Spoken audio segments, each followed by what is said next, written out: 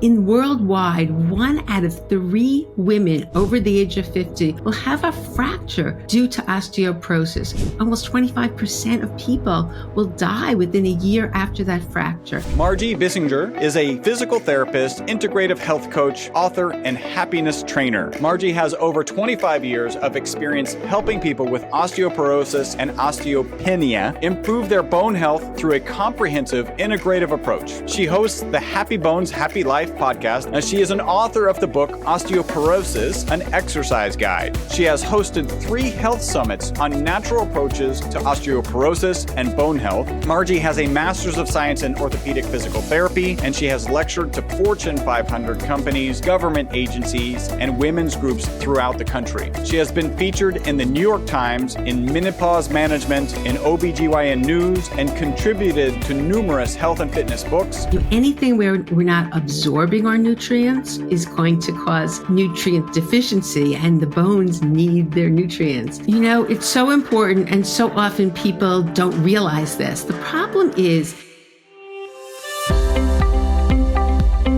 Hi, my name is Chris Burris. I'm a longevity expert and the chief scientist at a lab focused on a longevity molecule. My primary focus is to help people live longer and better lives with science. Make sure to subscribe and share so you and your friends can live longer and better. Well, actually, so you and your friends can live beyond the norms.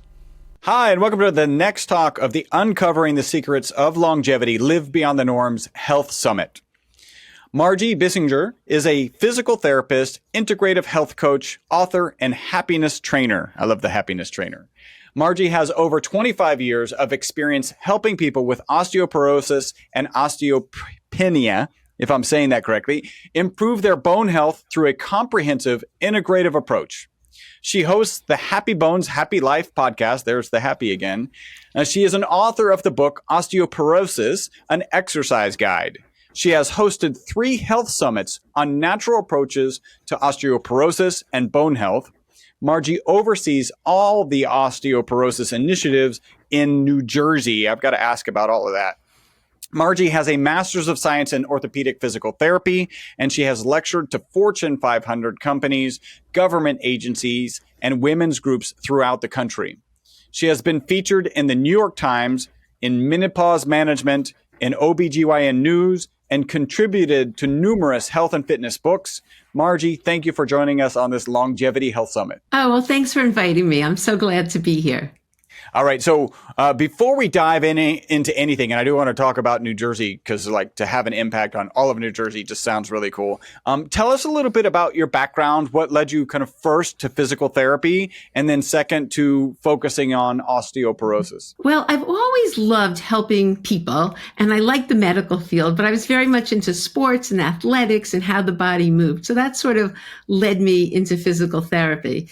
And then in terms of osteoporosis, my background, though, I have a master's in orthopedic physical therapy. So I was working with people with their neck and back pain, TMJ and joints. And then a group of doctors asked me to see their patients. This is quite a while ago, and who had osteoporosis. And I had taken some courses in osteoporosis. So I knew what was needed, but I was so upset because people would come in with good intentions. You know, these were people who wanted to do everything they could, but yet when they showed me the exercises they were doing, they could actually increase their risk of fractures. And that was because they didn't have the guidance. You know, the doctor said, just exercise, maybe do weight-bearing exercise. And people didn't know where to go. So they would go to personal trainers. They would go this was even before the internet was big. You know, they would go to magazines and they were just doing things incorrectly. And that, when I saw that, I said, you know what? I have to get involved. Why? For someone to have a fracture because they didn't have the right guidance really bothered me. So I got very involved. I was living in New Jersey, very involved in the state of New Jersey, as well as nationally. That's when I first wrote my book, as well as just started working and, you know, with these people and getting the word out there. That's pretty awesome. I think one thing that I didn't realize is that in physical therapy, you do full-on autopsies, right? Like, if that's the right word, you do full-on working with cadavers and figuring out muscles and all of that stuff. Is that correct? Do I have that right? Oh, yes. That's what physical therapy is. You have to learn every muscle, every insertion. But where I went to University of Pennsylvania, and we the medical students were the ones who actually dissected the cadavers, and we had gotten them after the dissection, so we could really learn the muscles, but we didn't actually have to do the cutting. Yeah. So you worked with dissection was the word that I was looking for. Not, I knew autopsy. That's like how you figure out how they died. That's not, right. not what you're doing. All right. So great. You got this focus in osteoporosis. You saw things going wrong and you decided, okay, I've got to step in here. Why is taking care of our bones so important when it comes to longevity? It's so important, and so often people don't realize this. The problem is, the statistics are just horrible, because in worldwide, 1 out of 3 women over the age of 50 will have a fracture due to osteoporosis, and it's 1 in 5 men. In the United States, it's worse. It's 1 in 2 women and 1 in 4 men. And unfortunately, these fractures, especially the hip fractures, almost 25% of people will die within a year after that fracture. And plus, then people's mobility and independence is usually really different after a fracture. So it can be devastating. So it can, we want to live long, healthy, vibrant lives. So the health of your bones is so important. Number one, to reduce your risk of fractures, which can completely, unfortunately, change your life. But also in terms of being able to, when you have strong bones, you usually have strong muscles, and everything goes together. And when your muscles and bones are strong, you're able to, you're empowered. You're empowered with strength. So I feel that it's such a win-win. And the osteoporosis is not in isolation. So usually risk factors for osteoporosis, also other things are going on in conjunction. Just the bones aren't in isolation. So I think it's just a win-win taking care of your bones. And when people do, and they do all the good things for their bones, it's amazing how their life improves, the quality of their life.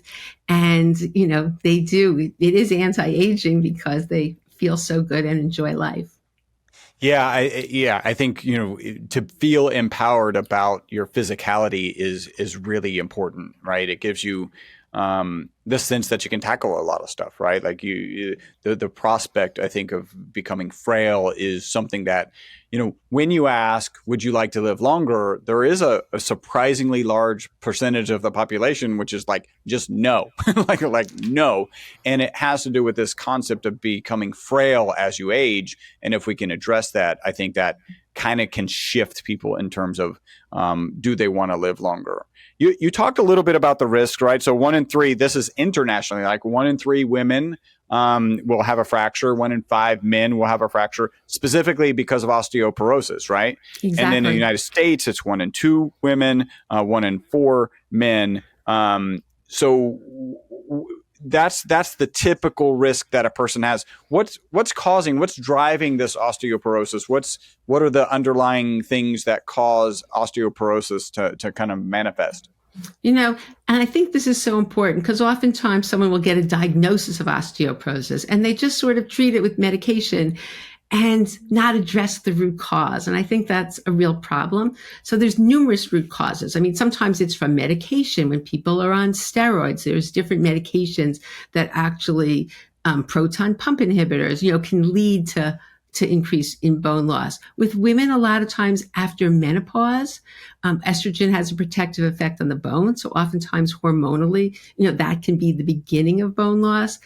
And for many people, any digestive issue, so any issue with the gut, anything where we're not absorbing our nutrients, or anything where we're having issues where we're not digesting our food, anything like that is going to cause nutrient deficiency, and the bones need their nutrients.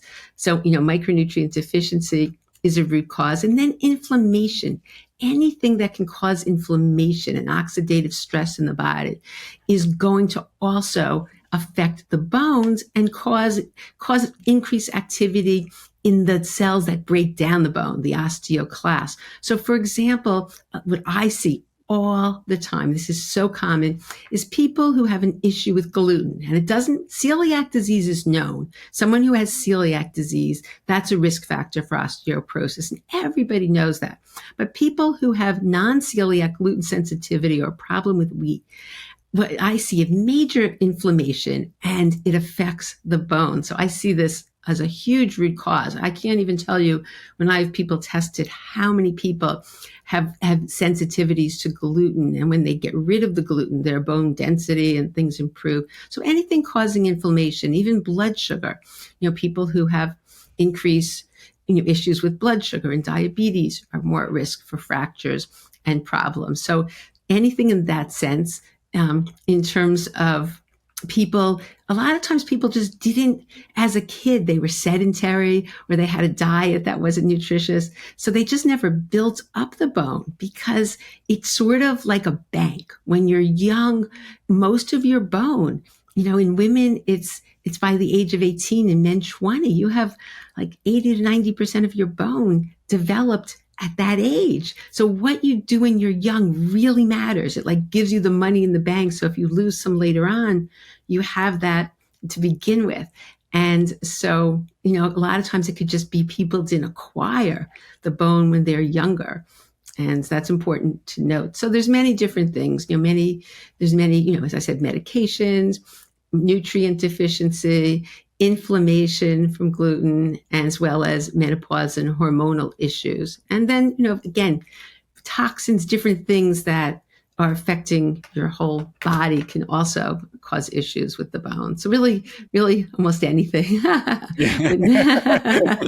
Well, yeah, you said that usually osteoporosis, when that's occurring, other things are going wrong. Yeah. And yeah, if your blood sugar or celiac, you're having gluten, inflammation, sedentary, genetics. You didn't talk about genetics. I actually would like to touch on that in a second. And then toxins. What are some of the other things? Because I don't know if these might be reasons you should look into osteoporosis, but what are some of the other things that you would say, hey, if these are going on, and you mentioned celiac already, is there anything else you're like, hey, you're experiencing this, you probably should go get checked for osteoporosis? I think, fractures, if you've had fractures, even if everything else is fine, something's going on. If you've had fractures, then you're like just standing and you fell and you had a fracture. So if it wasn't from, if you fell from a building, obviously you're going to have fractures. But, any type of history of fractures, yes, genetics does play a risk and does put you more at risk, but it doesn't mean that you're going to absolutely have osteoporosis, but there is a genetic component for sure. So there's risk factors you can control, risk factors you can't control. A diet of complete junk, sugar, for example, is an anti-nutrient where it really reduces the amount of magnesium and calcium that we're getting. So the diet is absolutely critical. And, also the nutrients. Are you getting the nutrients? So I think everybody should get checked. I really do. I think that this is something, if you're younger, and also if you had any type of eating disorders, early on in life, that's going to predispose you as well, because you weren't developing those bones early on. Or again, if you're a sedentary person. So, but most people get, it's interesting because what they say, like the American College of Gynecologists, I think they say 65. That's too late, to get checked. You should, I think, at least right around menopause. But if there's any issues, then beforehand, just get a bone density test, which will give you a basic idea of your bone density. I also like what's called a TBS, a trabecular bone score, because the bone and you can get that with the bone density, because the bone density just tells you the quantity of bone, where the trabecular bone score will give you the quality. So you get a better reading of what's going on. But I do believe it's a really good idea, a little before menopause or menopause, just to see where you're at that point. But I think everybody, it's never too early and never too late to address your bones, because if children were doing the right exercises and eating the right foods and reducing stress, we can talk about that later, then I really think we wouldn't have to have this epidemic of osteoporosis that we do, because people would have way more bone. So if they do lose a little, which happens after menopause, then we could, wouldn't be a problem. So I think, and also I do believe early on, like menopause, a lot of people think, oh, I'll just worry about osteoporosis later, but yet there's preventative things like bioidentical hormones. There's things people can do early on to prevent bone loss. So I also think it's just a win-win. It's when you get this diagnosis, it lets you examine your life and see what areas you might be missing or not paying attention to. So you'll live longer and happier once you address these things for your bones. It sounds like there's a parallel, and this makes perfect sense.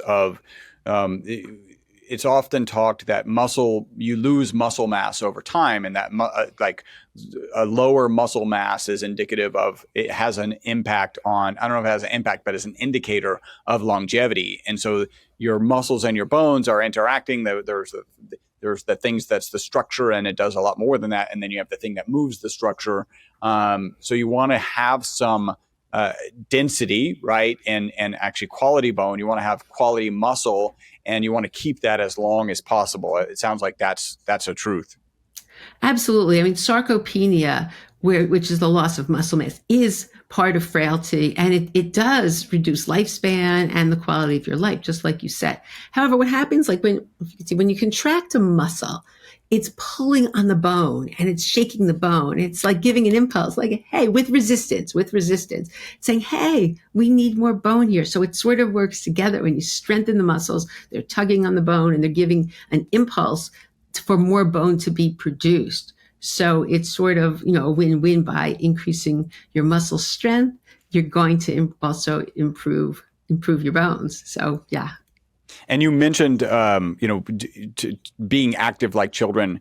There is an exercise that I absolutely love to do, and it's sprinting. And there's something for me and other people that I've chatted with, is just something so childlike, just like in my head, it's that child sprinting as fast as they can and maybe don't even know how to move their arms appropriately, whatever you want to call that. And it just feels youthful. And I know sprinting is one of the best ways to release, to increase testosterone, right? So that's good for muscles. I'm assuming it's good for bones, right? If your muscles are good, your bones are good. It's very interesting that you're drawing the parallel to something that I'm attracted to, because I feel very childlike when I'm doing it. Yeah, it's funny, jumping even. And again, certain people, I always tell everyone, check with your doctor, and it depends on your posture, as well as I'm such a big believer in physical therapy and just having someone look at you personally before you embark on, some exercise program. I just think it's so helpful, and it's usually covered by insurance as well for people with osteoporosis. But the point is, so they've done studies on jumping, and like people who jumped on one leg, they got it, and the other leg was the control. They had increased bone density in that hip because, the force is through it. And it just, kids should jump, play hopscotch. The problem now is a lot of people are sedentary. So all that good, just like you're saying, the sprinting, all that great stuff that develops bone oftentimes isn't part of people's lives anymore, which is a problem. Yeah, I think jumping should be included too, and obviously that needs some sign off from your doctor and your physical therapist, depending on what your current condition is. But try not to do that. Lose that. Keep doing it if you're doing it, and then do it safely, and try never to stop. Because maybe the solution is hopscotch. We should just all be playing hopscotch all the time. It's true. Because think about hopscotch. You have to bend down, so you have to have good balance. That's another key thing to prevent falls, is balance. And everybody, no matter what your condition is, can be doing balance exercises, because if we don't use it, we lose it. But hopscotch, think of that. You're picking up the rock. You have to really have good balance to do that on one foot. Yeah. Maybe that's the book I need to write. Hopscotch, the solution to all physical problems. And it's fun, right? It's fun. Which is so important too. And you can turn it into everything kind of needs to be a competitive sport, so that you can really get engagement and get endorsements. I think we're on to something here. All right. So you mentioned that you found some clients who are using exercises that were supposed to help their condition, but were actually exercises that could increase their risk for specifically spinal fractures. Talk about that realization and any exercise precautions for people who have either osteopenia or osteoporosis. Talk a little bit about that. And I think this is the foundation of your book, right? Well, this was so important because they did a study years ago in the Mayo Clinic, and they looked at fracture risk with different exercises. So they had people, doing forward bending, which is only forward bending, which is rounding, sit-ups, anything you're rounding your spine. And they found an 89% fracture rate for people who were doing only forward bending exercises. That's huge. It was over a 6-year period of time. Then they had people doing extension, backward bending, strengthening the back muscles, and they had a 16% fracture rate. And I actually, for those people who are watching, I have my spine here. So if you see, this is the back of the spine and this is the front of the spine. And you can see what happens with us. I mean, this is ideally like a normal vertebrae, nice square shape. But what happens with osteoporosis and fractures is it gets like a wedge shape. So where the fractures occur is in the front of the spine. So you can think of if you were to take the spine and bend it forward, all the force is on the front portion. It's not the back. And that's where the fractures occur, mostly in the middle back, like the thoracic spine, not the low back. And so think about that. When you're bending forward, you're putting more pressure on an area that's already weakened. So it makes sense. So that's why they stopped. They won't ever do that study again. But they've even found when people are doing yoga, certain rounded poses, that they've had increased fractures. So basically what people want to avoid, and not that you can't do things, but you maintain the inward curve in your back. And so you bend from the hips and the knees and not the waist, and you don't round out. And I love Pilates. I love yoga, but you have to take some precautions with osteoporosis because you don't want to put increased force on that part of the vertebrae. So you just do everything with a neutral spine. You avoid the rounded postures, and it's absolutely easy to make those changes and to still totally love it and have a fantastic exercise program. So that's one, the rounding, and then also extreme motions. So in terms of side bending or rotation, I would only go to around 75, 80%. I wouldn't go all the way to end range and then push. I would just go to comfortable range. If you have osteoporosis, just so much torque on the spine. We don't want to put excessive torque. So I would say those are the main things. And also just using really good posture. And because, you may only exercise a few times a week, but how do you sit? Are you sitting all rounded? If you look at people and see their daily posture, that's a big component as well. So those are the main things. So the main things, that forward bending. And it's so sad because, there was a close friend of mine's mother went to a new gym and the treadmill was lower. So she was holding on and she had 2 fractures from doing that. So that's what I was seeing. People were doing like massive sit-ups in there thinking they're really strengthening, because some of the younger trainers they just haven't had the training on this. Or they don't even have to be younger, just some trainers. So what we did in the state of New Jersey, we actually created a handout and we sent it to all exercise. This is many years ago, all exercise instructors throughout the state. This is the council I'm on. Letting them know that forward bending and rounding and, especially rounding and twisting. So like doing like that windmill exercise where you touch each toe, because then you're bending forward plus you're torquing, that you absolutely need to not do that for anybody with osteoporosis or even osteopenia. Anyway, so those are the main precautions. Hey, super quick break from the podcast. Hopefully you're loving it. This is a way you can support the podcast and take advantage of a great offer. We're offering 50% off of one of our MCT bottles. MCT is an amazing oil. Add the ESS60 molecule to it. It's even more amazing. All you got to do is leave a review on iTunes, send us a notification that you've left that review. We'll get you a coupon code that'll get you 50% off of our MCT oil and free shipping. Back to the podcast. So it reminds me of 2 things. One, I have a 13-year-old daughter. I'm constantly reminding her about her posture. And part of it is I'm constantly, like even now, I'm constantly reminding myself of my posture, and I've changed my seats, but I still find myself, right? So, but I'd rather be in a position where I'm inclined to do this, but then can fix it, than to just be slumped down, right? So, and for me, one of the things that really helped was when I started meditating on a regular basis. There you are, sitting up straight too, right? You Yeah, start it's talking funny. about I'm on a cushion. No, I'm sitting. I always sit up straight, but my cushion, I just sort of adjusted it a little better. So for me, when I started doing meditation, I just do 10 minutes a day.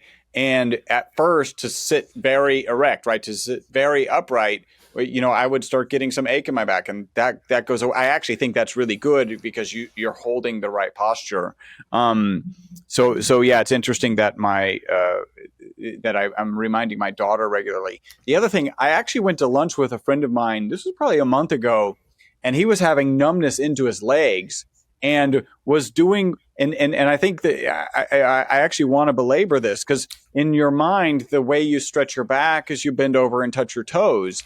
And he was surprised when probably the physical therapist was like, no, you need to do, I think it's the cat pose, right? Is that the cat pose? Probably the camel part. It depends. It depends what could cause. If it's a disc causing problems with the nerve in his legs, he'd be doing extension backwards. So it'd be that's what he's doing. So it'd be the opposite, like, going backward bending. Oh, yeah. Because the cat is the arch. No. I meant the cat. No, wait. The cat. Yeah. The camel's the arch. Yeah, the cat. That's the right one. The arch. Yes. Not the camel. Yeah. And so either way, I want to make sure that we have this right description because I think it was pretty important, just the way you described it with the spine. So it wasn't the arching of the back. It was the reverse of the back. And that was actually what relieved the pressure in his particular case. Wait, you mean it was the arching of the back, not the rounding of the back, right? Correct. Yeah, yes. Yeah. It's a McKenzie principle in physical therapy, but yes. So when you backward bend, and you can, because these are the discs here. The discs are in between. So when you bend forward, you're actually causing a force that pushes the disc backwards. So what you want to do is keep the disc forward. So that's why maintaining that curve in your back and doing backward bending is actually going to be very helpful and really help heal if the disc is what's causing the pain on the nerve. So yeah. And you talked a lot about fracture really specifically to the spine. Is that the biggest concern with osteoporosis? Is there other fracture? We often hear about hip fractures, right? And so how does that sit? Like, where are the three most common areas of fracture are the hip, spine, and wrist. Now, the hip fracture, again, strengthening your hip and really working on your balance. This is what I see, because most people end up, you don't just collapse. Usually it's a fall that causes the fracture. So if we can improve our balance, and I think a big thing is this, that people aren't paying attention. A lot has to do with the mind. So many times your mind is 10 different places. You're crossing a street or you're doing something. You're just not paying attention. People are not living in the moment. And so they're just distracted. And I've seen so many people have really devastating falls with resultant, hip fractures because they just weren't paying attention to what they were doing. But that being said, statewide, and I teach a Qigong program, people who practice balance, it's amazing the difference. So the one they found in the research that's the best is really Tai Chi, because I feel you're moving back and forth, you're moving side to side while you're doing other motions. So if you trip on something, you're used to that. You've been practicing that. And I can't even tell you, thousands of people in the state of New Jersey have been doing this Tai Chi, just a few exercises. And so many have come up to me and said afterwards, oh my gosh, I didn't fall because I had been practicing this. So I think whatever you do, any kind of balance is so, so important. But yes, so hip, the reason I made such a big deal about the spine is because, that rounding posture, that was what I saw in terms of what people were doing that was predisposing them to vertebral spinal fractures. And the issue with the spinal fracture is oftentimes they're silent. Where hip fracture, you obviously will know. You can't be walking around with a hip fracture. But a spinal fracture doesn't always come with any pain or problem. It may just come with loss of height, increase in what's called thoracic kyphosis, the rounding. So sometimes it's silent and you don't even know until you've seen an x-ray or realize you've lost so much height. Wow. Yeah. All right. So thinking about bone density, you got to go to nutrients. What are the most important nutrients when it comes to osteoporosis? So calcium is really important, but it's interesting because most doctors will tell people, and most doctors will check people's vitamin D level, and they'll tell people calcium and vitamin D. And yes, that's very true and very important. But what I find is sometimes people are taking too much calcium because they're getting it in their diet, and then maybe in the United States, they say 1,200 for anybody over 50, 1,200 milligrams. In other countries, it's less, but I think maybe our diets are worse in the United States, so they count that in. But regardless, I usually think 1,000 is fine. So anyway, the point is sometimes people will be getting it in their diet, and then they may have prescribed 1,000 milligrams of calcium. Too much. More is not better when it comes to calcium. And there've been some research that too much calcium, nothing's conclusive, but can lead to cardiac issues, can lead to kidney stones. So the key vitamin that I feel is just missing so much is vitamin K2, because vitamin K2 is going to take that calcium, sweep it out of the soft tissues and put it into your bones. And I think that is, and there's research on this. So I don't know why it's just not more in mainstream medicine. I think all integrative and functional medicine doctors have, they all are very much into K2. But for some reason, the majority of people who are just working with the regular diet, they'll be on calcium and they'll be on vitamin D, but they're not on. So K2, I think, is very important. There's two types, MK4, MK7. There's benefits to both. And, so they've done more fracture prevention with MK4, but there's so much research that people who have natto, this type of food, which is MK7, have, significantly reduced fractures and improved bone density. So regardless, it's just important that you're taking K2. And then the other thing I think is critical, there's many. Magnesium is essential. You want at least half the amount of magnesium as calcium. Years ago, it was a 1-to-1 ratio when, our food was so enriched with magnesium. But because now the soil and just most people are magnesium deficient. So, you want at least half the amount of magnesium, the amount of calcium. You want the amount of magnesium to be at least half as much as you're getting calcium. And then there's so many others, there's boron, there's zinc, there's different, but the absolute keys, I would say, are the K2, D, magnesium and calcium. I personally like to have people do a micronutrient panel. So then you can test, not guess. So people can actually see, oh yeah, I'm deficient in CoQ10 or I'm deficient in this. I've personally found that very helpful for people. And then the other thing is, in terms of nutrients, which is a big issue, is protein. I find that a lot of people, as they get older, they used to say, you don't want too much protein, it's going to leach calcium, but they found that not to be true. The research is showing now we need adequate protein for our bones. And so so protein's important. And a lot of people, as they get older, aren't getting enough. And my understanding is organ proteins are good, and I don't know if they have enough calcium in the K2 and the D in them, but that wouldn't surprise me because different organ meats are supposed to be just phenomenal. Yeah, people have had lots of benefit from that if they can tolerate that. But, clean proteins in terms of, wild seafood, grass, I'm sure people on the summit have talked about, grass-fed in terms of, any of the meat or, so it's very important, the quality, not just any old. Yeah. Yeah. So I know you've had some recent conversations on your podcast about peptides, they're certainly popular right now. Are you including or considering including peptides in any of your protocols? Well, I'm not a physician, so I'm a physical therapist and a health coach. So I work with integrative physicians. And so, yeah, some of the physicians who are, certain people have been, I think it's really important. You can't play around with this. You need to work with someone who's certified and who works with peptides. But there are peptides that can help with leaky gut. As I mentioned, digestive issues are so important. So there's certain different peptides that can help with leaky gut, that can help with your digestive system, autoimmune system.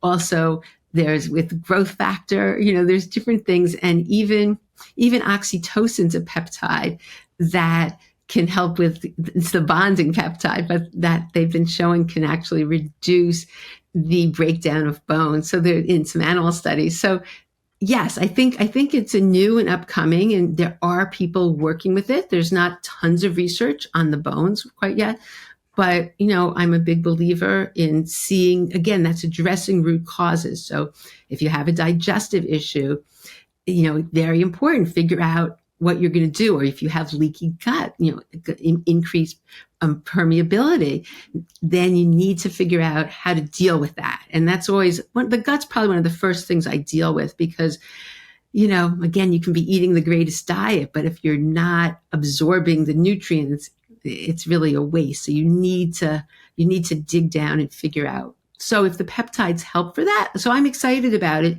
It's a new area for me. It's not an area. And again, I would send somebody to a practitioner who was trained and to work on that. But yes, I'm very open, and I think it's an exciting field that seems to be helping, definitely be helping people. Yeah, I think it wouldn't surprise me if it ultimately ends up helping a plethora of conditions. Yeah, exactly. Oxalates have come onto my radars. They've probably been on everybody else's radar for some time, but as part of the reason I'm doing this longevity summit is I get to interview amazing people and ask questions about stuff that I am currently learning about. So tell us about oxalates and their impact on bone health.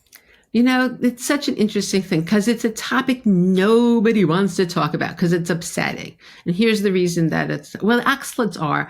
So oxalates are compounds that what they do is they bind to calcium, and then they make calcium sort of indigestible in terms of, so they're found in plants, and they're also, some of them are also, people have them to begin with, oxalates. But the problem is a lot of quote, healthy food is high oxalate. So for example, spinach is very high oxalate, like extremely. Spinach, Swiss chard, beet greens.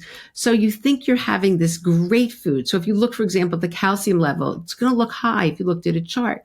But because it's so high oxalate, that calcium is going to bind, the oxalates are going to bind the calcium in the food, and you're not going to digest it. And I always thought, okay, so just don't count that food in when you're figuring out how much calcium you're getting. But there's even animal research that shows it binds to more than just the food, that it even reduces calcium from other food in places.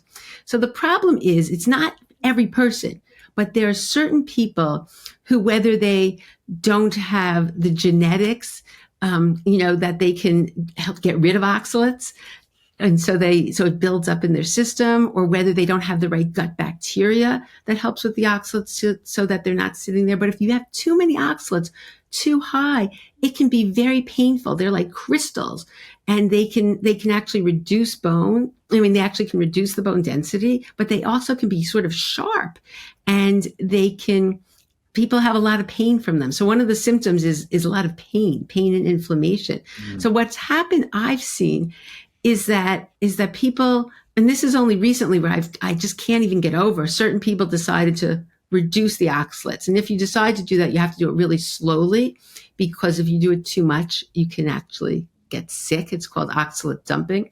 So you can't just get rid of them 1, 2, 3. You have to do it slowly. And I recommend doing it with a practitioner, actually. But anyway, people totally got rid of neck pain. People got rid of all sorts of pain they've been having, and they had no idea that it was even an issue. And the problem in the community is that a lot of the high calcium foods also are high oxalate. So almonds, like almond flour. I mean, most people supposedly have around, excuse me, 100 milligrams of oxalates or so. A quarter cup of almond flour has 400 milligrams of oxalate. So it's very high oxalate. So think of people who are having all these great keto treats, and people are thinking, you know what?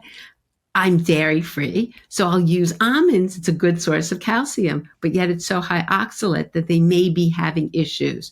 So for me, I think the most important thing is not to get afraid, because we don't want to be afraid and we don't want to be freaked out. To me, there's nothing worse than that, because that increases your stress, which is going to increase your cortisol, which is going to reduce your activity of your bone building cells. So that we don't want. But I think it's just the awareness that you can look at your diet, see if you really do have a lot of high oxalate food, then and you're having pain or you're having issues, maybe make some substitutions. So for example, there's other leafy greens. Like people who are having spinach smoothies every day are very, very high oxalate. So instead you can put kale in, there's things that you can substitute, but I think it's just to be aware of it. And maybe it could be a cause. There's people who have interstitial cystitis. They had no idea oxalates was causing a problem. Or, I've just been so surprised how many people have told me there's like these crazy pain symptoms all of a sudden when they started reducing their oxalates went away. So I think it's just an issue that, people need to look at because a lot of them are eating very high oxalate diets and, they may also be predisposed. So in terms of figuring out if you have the genetics, if there's other things, leaky gut's going to cause more problems. So in a nutshell, I could probably speak for hours, and I do have podcasts on that. You're right. So, I heard that I attended a talk. I was at a Supply Side West, I think it was Supply Side West, I think. And the talk was talking about oxalates, and arugula was actually just a really good leafy green that doesn't have the oxalates in it. So, yeah. Mm-hmm. So I'm kind of, I always thought, spinach, I guess the Popeye was wrong. He's got strong muscles, but no bones. What about milk, right? So I've read milk is actually damaging. I've read, obviously the marketing is that it's good for you. Where does milk fit in this? Well, it's really funny because, I grew up in the milk mustache, everybody was, drink your milk, your milk. Exactly. And what they feel is, so often when the doctor's like, increase your calcium, people will just think of increasing their dairy. The problem is that for many people, myself included, dairy is inflammatory. Mm-hmm. And so lots and lots of people have issues with the casein or the lactose, in dairy. And so it's not going to be helpful in that sense when you're causing more inflammation in the body. And the countries that are the most, that have the highest consumption of milk and dairy also have the highest incidence of osteoporosis. So they haven't found that it's protective. So for some people, if you are having some dairy, it should be, the milk should be from the pasture or organic because there's so many hormones. But yeah, I don't think that's certainly not the panacea. And I never tell people just increase your milk consumption because I actually like a lot of people to see. I mean, for so many people going on an elimination diet, they're able to reduce inflammation because dairy can be so inflammatory for many people. And so, yes, so to me, that's not the way to go. For some people, they can tolerate some dairy, and that's fine, as long as it's high quality and yogurt and things. But I think that, no, increasing the milk is not the way to go. And, for a lot of people, it really causes issues. Yeah, I know that my wife and I have switched to A2 really after reading Dr. Gundry's book, and that the A1 casein versus the A2, like it's I never really had a problem before, but I do know some people who have some kind of lactose challenges, and they're much better able to tolerate A2 milk than A1 milk. So I think that whole thing is extremely fascinating, where the cows produce more, so of course the farmers like it, but they actually produce a newer form of casein that is, that we're not used to processing. So that's very interesting. So we haven't talked much about like medications and the medications that doctors use. Medications often have side effects or risks. Talk about some of the typical medications that you might be placed on and what risks those might have that might not be shared with you as you're getting placed on them. The interesting thing about this, and I've changed my tune from working over 25 years with this, is that Initially way back, they would just put people on medication and keep them there. So people were on some of the bisphosphonates. And what that does, that stops the breakdown of bone. It's called the osteoclast, the cells that break down bone. So that reduces the activity of the osteoclast. And so, and then people had all these side effects. And so to me, that was always the absolute last result, the medications. However, what I've seen after doing the summits and working with so many people and hearing stories from people all over the world, really, is that nobody wants to have a fracture. And so there would be people who really had significant issues with bone density. And they ended up, I'm not going on medication. So they ended up having a fracture. So I know that you're having Dr. McCormick on the summit here as well. And he's really my favorite person, actually. I think there's nobody better who knows how to integrate medication into an integrative approach. But now I see that it is important. And there are times where you need, for a short period of time, so to stop things from happening while you're working on the root causes. So I think for various people. So anyway, there's different classes. There's the bisphosphonates, which that's like Fosamax, Actonel, Boniva, and what they do is they stop the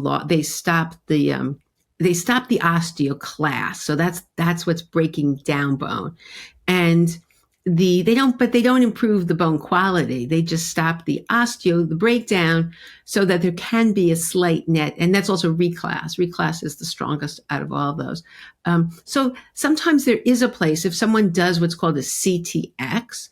That's a C-telepeptide. It's a test which I think is super important, because if you, as I said before, you find out on your bone density that you've lost bone. Well, did you just never develop it as a young person? Are you currently actively losing bone? So the CTX will tell you the activity of your osteoclast. Are you losing bone? And so sometimes in that situation, there are some natural things you can do too. But if you're really highly losing bone, I know Dr. McCormick has had great results for just a short period of time, not a long period of time, using that only for a short period of time to stop that. But you can also figure out the root cause, what's going on, and work that way. So it just depends. I just hate for anybody to have a fracture. So that's why I've sort of changed my tune a little bit and says there are times where, or if your bone density is so low that you're a fracture waiting to happen, they now have Forteo, Tymlos, they have medication that acts. So the other ones work on the osteoclast, and then the Forteo, the Tymlos, they work on the osteoblast, the bone building cells. And so in that you can measure with something called P1MP. It's a blood test, and you can see the activity of your osteoblast. And so, they actually can build bone. So that can give you some protection while you're working on. I think the biggest thing that the doctors don't tell you is, so for example, like Prolia or even Forteo, you can't, once you go on these things, you can't just stop. Especially Prolia. I've seen this where people, if you stop, you're going to lose way more bone than you had, you'll have a massive reduction in bone density right afterwards. So I think it needs to be really, again, depends where you're at. Someone just has osteoporosis. I'm always a big believer in do everything else first. You ramp up your exercise. I love the low intensity vibration unit. I love that. Really do a major exercise program.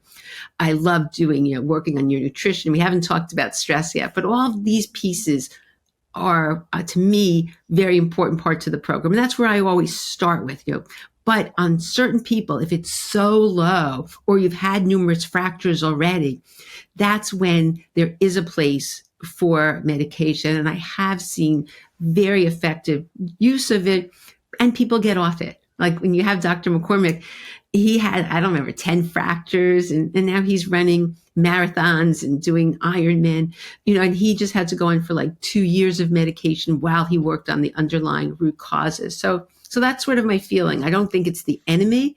I'm always into natural approaches first. And, I think the problem is that the doctor, that's their first line of defense. So you find out you have osteoporosis. Let's say you have a minus 2.5 on the DEXA. Okay, calcium, vitamin D. Probably won't refer you to physical therapy unless you ask.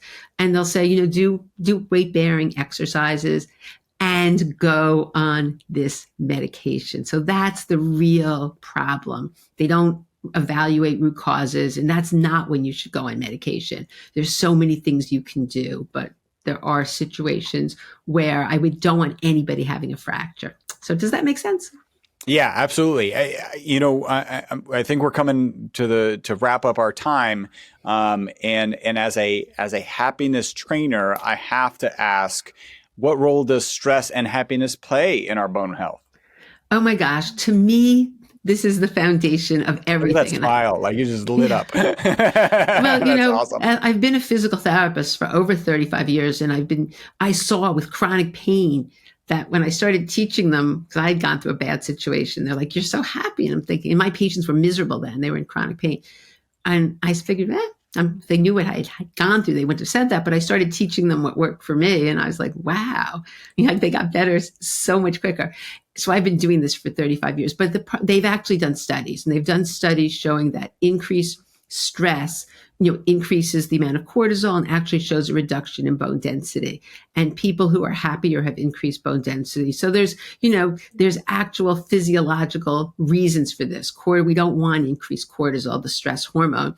And so I believe that everybody should incorporate these practices. And if talk about longevity, that is what's going to change your longevity. When you wake up in the morning and you look at the day, how do you look at the day? Do you look it up? My to-do list, and I have to do this, and this hurts, and this hurts. Or, what kind of day? What's the best thing that could happen to me today? What could I create today? So when you start adapting some of these habits and start looking at life through a lens of what's possible and start increasing, and there's so many things you can do to increase your happiness. But once you start doing that, everything gets better, as well as the research has shown it improves your bones and overall health. I mean, people who are happier live on an average 9 years longer. Their immune system's better. They have, like 47% reduction in sleep disorders. I mean, it's major. So I think happiness is the best medicine, and it's my favorite thing I teach. Every single program, I include happiness habits because I think they're so powerful. Well, maybe one of your happiness habits will be one of the last questions that you can throw in there. So this is our kind of wrap up. I've got some standard questions. Do you have a target age that you want to live to? I think around 100. I have great grandmothers who lived to 98. My parents died very young in their 60s, but I'm thinking 100 would be a good age. I've never really looked at it like that, but as long as I feel good and energized, I love life. So I want to, be as part of it sure, I can live longer, but I would say I'd be happy at 100. So there's some of the happiness training is helping you see farther into the future. That's awesome. How long do you think that humans can live, right? So Dr. David Sinclair is like infinite. Dave Asprey is like a target of 180. What is your kind of projection?